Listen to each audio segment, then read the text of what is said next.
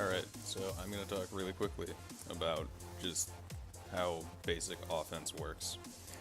It is all about conditioning, and I am going to be using Cammy as the main example because her offensive tools are just basic frame traps and tick throws. She doesn't have like an overhead or a command grab. The only way she can really shake it up is with a dive kick because it throws off certain anti-airs and can stuff different AA at different angles, just altering jump arc. And beyond that, she's fairly straightforward, and I think she's a good example because with those two basic offensive tools, or offensive strategies rather, she just has really good tools for them compared to other characters because she's got really plus buttons, short pushback, she's got a good walk speed, so her tech throws are good.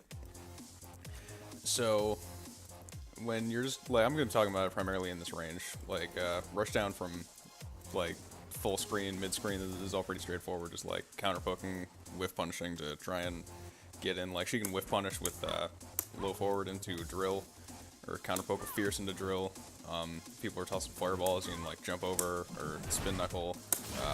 The X drill will go through them, and every character has tools like that in order to just cover distance and get in. So when you're up here, if you get like a knockdown or you manage to get a jump in, what I like to start off with is just doing frame traps. Like this right here is a really tight string, so there's not a lot of things that can break this up. I mean, the biggest gap is this into this. That's a 4-frame gap, so 3-frame jabs will beat it, but that's about it. As far as challenging this string, you need to use like parries or DPs, or like you need to commit to something. So what I like to do is feel things out with this at first, and typically what'll happen is these first three hits will get blocked, and then this one will go through once or twice.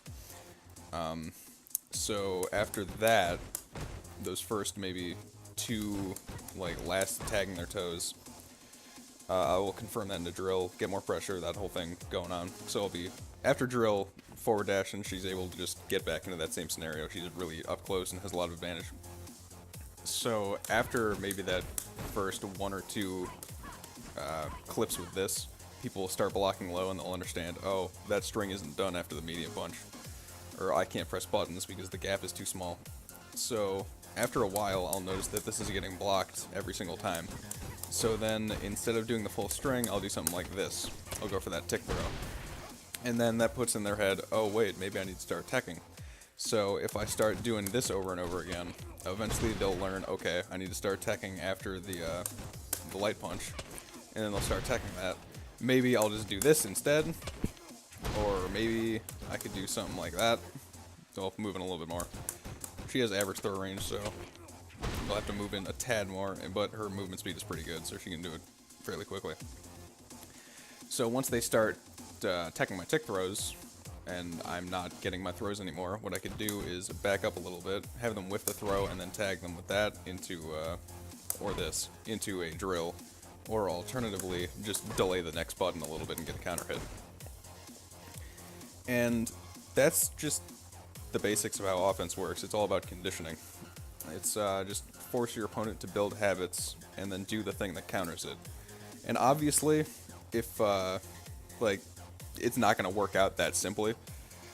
Maybe at lower levels it will, because people aren't thinking like several steps ahead.